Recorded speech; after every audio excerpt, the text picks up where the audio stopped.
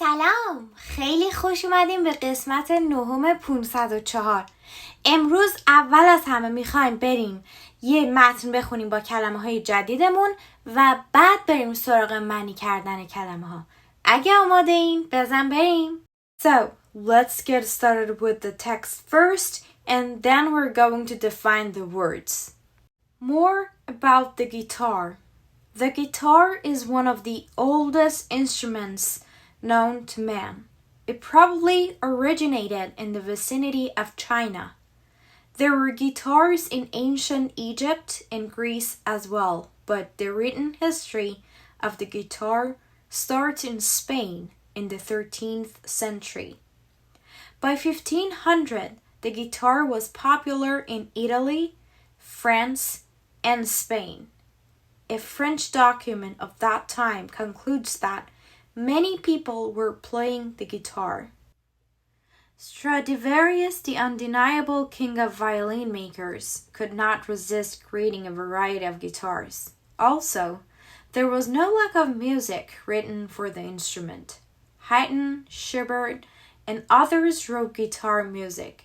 When the great Beethoven was asked to compose music for the guitar, he went into a rage and refused. But eventually even Beethoven could not ignore the challenge.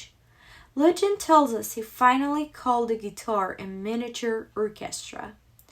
Indeed, the guitar does sound like a little orchestra. Perhaps that is why in rural areas around the world, the guitar has been a source of music for millions to enjoy. خب قبل از اینکه من توضیح بدم راجع به متن، خودتون یه نگاهی بهش بندازین. فکر میکنین کلمه های جدید چه معنی داشته باشن؟ یه برگه کاغذ برای خودتون حدسیاتتون رو بنویسین و حالا من براتون معنی میکنم.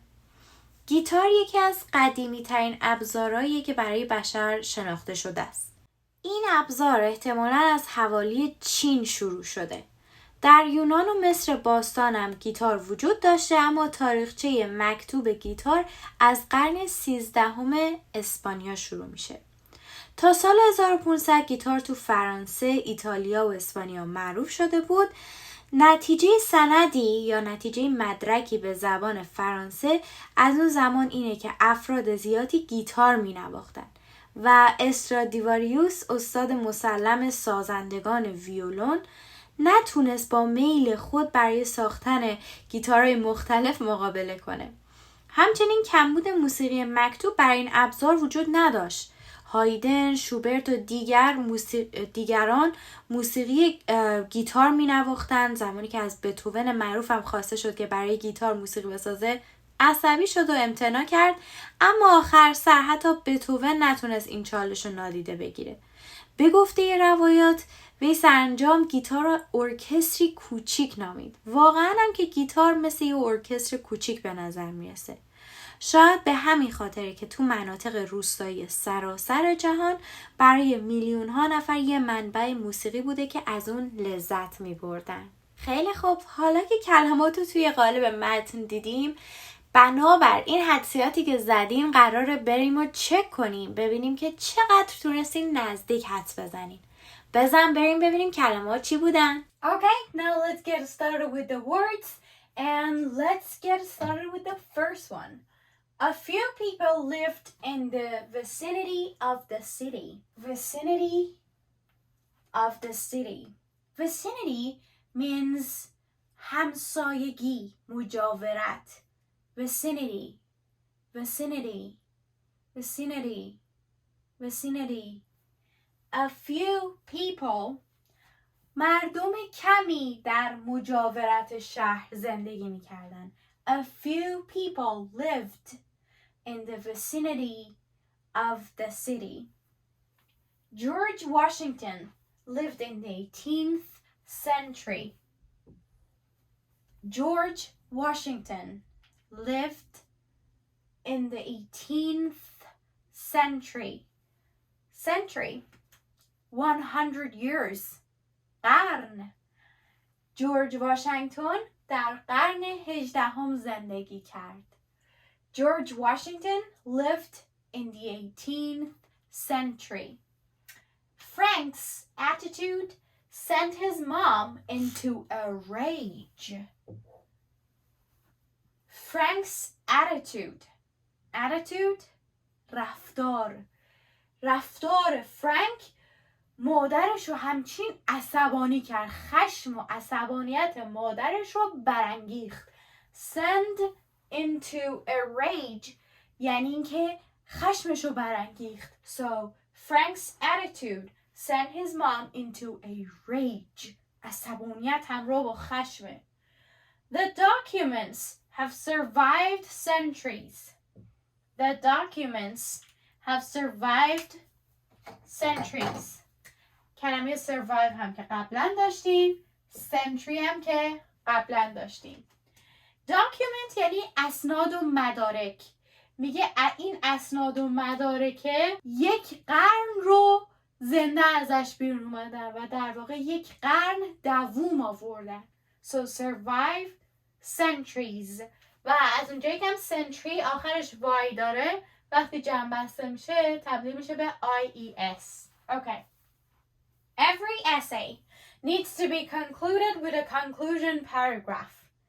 Every essay هر مقاله‌ای باید با یک پاراگراف conclusion خاتمه پیدا کنه، نتیجه گیری بشه، تموم بشه. So conclude means to end something. تمام کردن، خاتمه دادن، نتیجه گیری کردن.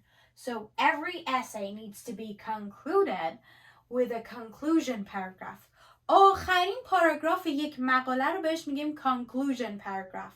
یعنی پاراگرافی که خاتمه میده به اسی و خیلی مهمه که هر مقاله‌ای آخرین پاراگرافش این conclusion وجود داشته باشه، چون که باید نکاتی که طول مقاله گفته شده رو مرور کنه تا خواننده یادش بیاد که مطالب چی بوده. همچنین یک مسائلی که بعداً احتمال داره ادامه داشته باشه در مقالات دیگه باید توی قسمت conclusion هم ذکر بشه. The jury concluded that he was undeniably guilty. Undeniably. So, deny یعنی رد کردن. Undeniable یعنی غیر قابل رد کردن. پس میگه هیئت جوری نتیجه گرفت که این طرفه بدون رد بیشک مقصره. Right? And we had concluded just right now. Okay. Next one. The security resisted John's entrance. The security, do you remember security from the last session? The security, پس اینجا ببین گفتیم security یعنی امنیت، درسته؟ The security اینجا منظورش اون افرادی که مال امنیت هستن، یعنی نگهبانا هستن. پس نگهبانا از ورود جان خودداری کردن، نذاشتن بیاد تو. They resisted. نذاشتن اتفاق بیفته. They opposed it. They didn't let it happen. Okay? So resist something یعنی خودداری کردن، اینکه جلوش وایسی نذاری اتفاق بیفته. Your diet lack fruit and vegetables. Your diet lack یعنی چی؟ یعنی که فاقد یک چیزیه. میگه که دایتت یا همون تغذیت میوه و سبزیجات نداره، فاقد میوه و سبزیجاته. Next one. You only need to ignore your annoying neighbor. You only need to ignore your annoying neighbor. Ignore یعنی چشم پوشی کردن. Do not notice it. Do not pay attention to it. Do not even consider it. So not considering something, not noticing it, not thinking about it, not looking at it is ignoring something. پس بهش نگاه نکن، توجه نکن، حواستو بهش نده و در واقع یک جورایی عمدن هست دیگه، یعنی که به یه چیزی توجه نکنی، اصلا نادیدش بگیری. So میگه که تو فقط باید این همسایه همچین لجدرا رو اذیت کنه تو که annoying یعنی خوشت نمیاد ازش رو فقط نادیدش بگی. بسپارش به خدا، به امون خدا. یه اصطلاح شیرازی هست دارند میگه که بدش دست خدا، برو امون دست خدا. They couldn't challenge the prominent lawyer. Do you remember prominent from the last session? مهم، سرشناس. میگه اونا نتونستن وکیل سرشناس و مهم رو به چالش بکشن. Challenge، چالش. They couldn't challenge the prominent lawyer.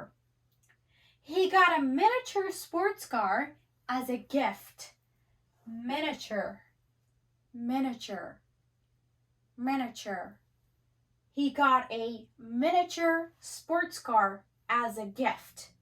میگه که یک ماشین اسپورت کوچولو، مینیچر یعنی هم مینیاتور کوچولو، به عنوان هدیه دریافت کرد. Miniature. Their paper is a great source of information. Source، منبع.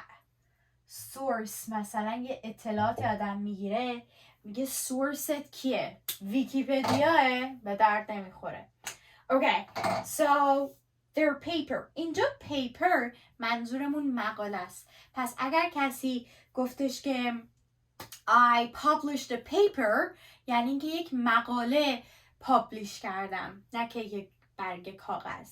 پس اینجا paper به معنی مقاله و میگه که مقاله اونها یک منبع خیلی خوب از اطلاعاته.